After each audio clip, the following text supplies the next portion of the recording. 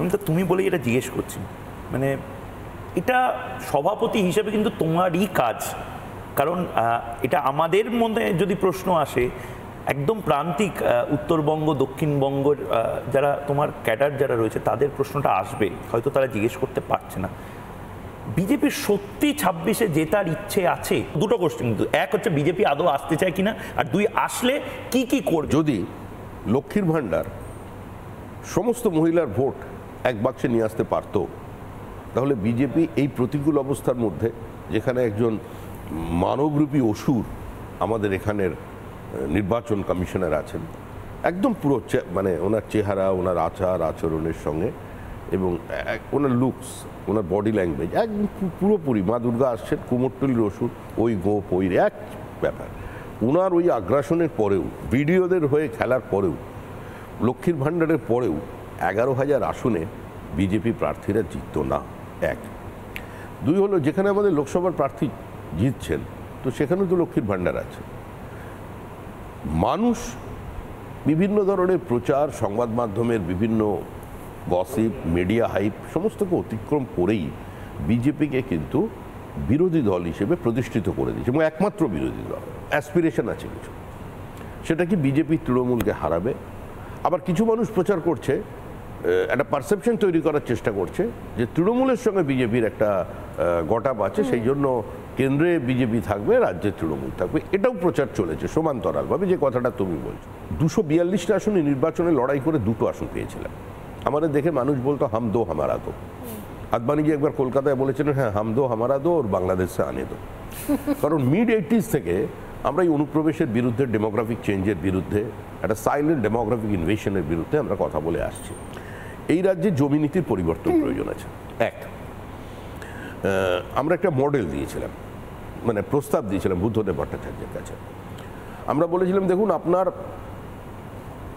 1000 acre জমি দরকার কোনো শিল্প স্থাপনের জন্য, আপনি 1100 একর অধিগ্রহণ করুন, সোলেসিয়ামকে ডবল করুন, বাজার মূল্যের 3 গুণ পয়সা আপনি দিন, ডাবল দিচ্ছিলেন ওটা 3 টাইমস করুন, এবং ওই 100 একর যেটা অধিগ্রহণ হলো, জমিটা ডেভেলপ হয়ে যাবার পরে জমির চরিত্রটা বদলে যাবে, তার একটা আরবানাইজেশন এর রিফ্লেকশনও তার মধ্যে চলে আসবে।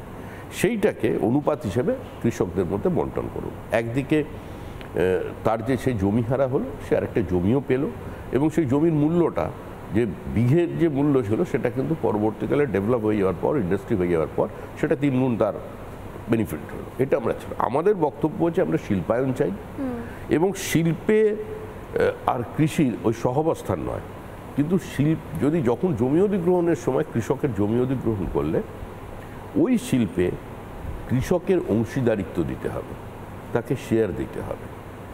এই রোডম্যাপে আমাদের বক্তব্য। এক। দুই হচ্ছে, শিল্প স্থাপনের ক্ষেত্রে দুটো জিনিস হচ্ছে খুব বড় বিষয়। এক হচ্ছে আইন শৃঙ্খলার পরিস্থিতি, যে কোনো ইনভেস্টমেন্ট আসা, আর দুই হচ্ছে জুডিশিয়ারি। আমাদের এখানে total absence of law and order, total anarchy. এই পরিস্থিতিটা দেখবার পরে তো এখানে কোনো শিল্প আসতে পারে না। আমরা যে বিজিবিএস এর মঞ্চ দেখছি, এটা তো কমপ্লিট একটা তামাশা। আমার মনে আছে, আমি কারোর নাম বলছি না, যে ব্যক্তি বুদ্ধদেব ভট্টাচার্যকে বলেছিলেন ব্র্যান্ড বুদ্ধ, যার এই বক্তব্যটা ছিল, সেই ব্যক্তি মমতা বন্দ্যোপাধ্যায়ের পাশে দাঁড়িয়ে আগে বলতেন যে এত ভালো শিল্প সম্ভাবনা আগে কোনোদিন তৈরি হয়নি। এবার তার ব্যালেন্স শিটটা দেখুন, গত 9 বছরে যে তিনি কোথায় ইনভেস্ট করেছেন। তিনি ইনভেস্ট করছেন কিন্তু পশ্চিমবঙ্গের বাইরে, উত্তরপ্রদেশে, উত্তরাখণ্ডে ইনভেস্টমেন্ট হচ্ছে। আজকে পশ্চিমবঙ্গের একজন বাঙালি শিল্পপতি, যিনি এখানে পুঁজি জেনারেট করেছেন, তিনি গোয়ায় বিরাট ফ্যাক্টরি তৈরি করলেন, এখন উড়িষ্যায় করছেন, আবার আসামে জমি খুঁজছেন। তাহলে বাংলার ভবিষ্যৎ, বাঙালির ভবিষ্যৎ কি?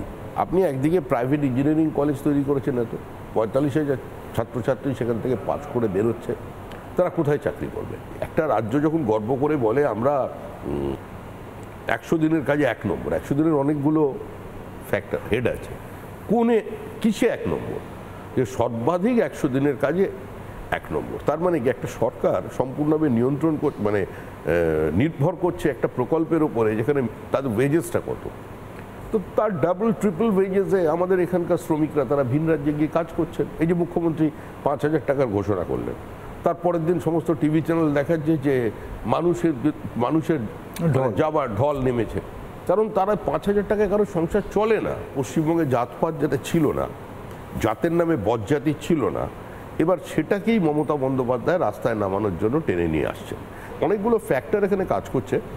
তবে সবচেয়ে বড় যেটা বিষয় হলো একটা সরকারের একটা নির্দিষ্ট রোডম্যাপ থাকবে, একটা মানসিকতা থাকবে যে আমি কোথা থেকে আসছি সেই অতীতের স্মৃতি নিয়ে, আমার বর্তমানের অভিজ্ঞতা নিয়ে আমি আমার ভবিষ্যতের ঠিকানাটা ঠিক করব।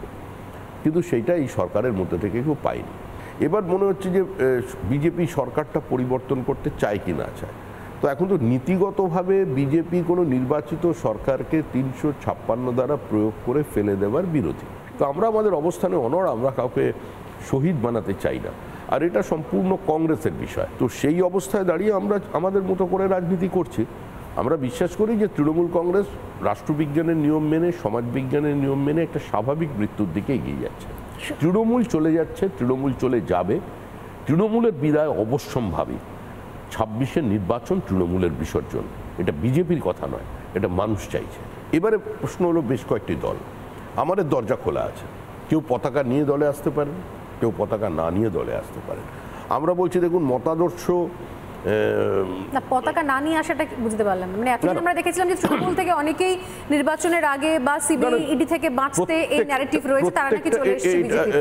ইডি সিবিআই থেকে বাঁচতে কারা এসছে আমার জানা নেই, ইডি সিবিআই থেকে কেউ বাঁচবে কিনা সেটাও আমার জানা নেই। একটা মানুষ যদি যারা দুর্দিনে মমতা বন্দ্যোপাধ্যায়ের সঙ্গে ছিলেন, তারা বিভিন্ন মামলা, মিথ্যা মামলায় জড়িয়ে গিয়ে নিজেদের প্রাণের ঝুঁকি নিয়ে যারা ঘাম রক্ত দিয়ে ওই ঘাস ফুল এঁকেছিলেন, যারা এখনো তৃণমূল কংগ্রেসের মানে ক্ষমতার অমৃত রস পান করেননি, এরম যদি কোনো ব্যক্তি, এরম যদি কোনো কর্মী দলে বিজেপিতে আসতে চায়, তথাকথিত পরিবর্তনের জন্য নয়, পুরো পশ্চিমবঙ্গের স্বার্থে আসতে চায়, তাহলে কি আমরা তাকে নেব না? অবশ্যই নেব। একটা গণতান্ত্রিক ব্যবস্থায় বা সংসদীয় গণতন্ত্রে বিরোধী দলনেতার স্থান মুখ্যমন্ত্রীর পরে, এবং আমাদের যিনি বিরোধী দলনেতা তাকে একটা সভা করতে গেলে, একটা মিছিল করতে গেলে হাইকোর্টের দরজায় যেতে হচ্ছে। আগের যিনি আমাদের রাজ্য সভাপতি ছিলেন, কেন্দ্রীয় মন্ত্রী, তাকেও সুকান্ত মজুমদার, তাকেও সভা করতে গেলে হাইকোর্টের যেতে হচ্ছে। এই নো ভোট টু বিজেপিতে যারা অংশগ্রহণ করেছিলেন তাদের পরিস্থিতি কি সেটাও দেখেছেন, এবং সেই বাইনারি 2018 সাল থেকে আজ পর্যন্ত অটুট আছে। আর আমরা এটাও আবেদন করছি যে দেখুন, ওপর থেকে কিন্তু সোমনাথ চট্টোপাধ্যায়, বুদ্ধদেব ভট্টাচার্য, জ্যোতিবাবুরা চমকে চমকে উঠছেন, সুভাষ চক্রবর্তীও চিন্তিত হয়ে যাচ্ছেন, সব উপরে ওদের মিটিং চলছে। কারণ মর্তে অন্য ঘটনা। তো কি ঘটনা? এখানে দেখা যাচ্ছে যে ডেরেক ওব্রায়েন আর MABB তারা দুজন হাত ধরে উপরের দিকে তুলে তারা উপরাষ্ট্রপতি নির্বাচনে ভোট দেবেন, দুজন হাত ধরে ধরে করে ছবি প্রকাশিত, নৈসর্গিক দৃশ্য। যে প্যার কে তো ডার না কে, কোনো ব্যাপার নয়। তো গাছের আড়ালে প্রেম করো না, মশারির ফাঁকে করো না, ছাদের কোণে করো না, খোলাখুলি এসে সামনাসামনি দাঁড়াও। নানা ধরনের কন্টেন্ট দেখার জন্য লাইক করুন, শেয়ার করুন আমাদের ফেসবুক পেজ, সাবস্ক্রাইব করুন আমাদের ইউটিউব চ্যানেল। পাশাপাশি অন্যান্য ব্রেকিং নিউজের জন্য অবশ্যই চোখ রাখুন রিপাবলিক বাংলায়।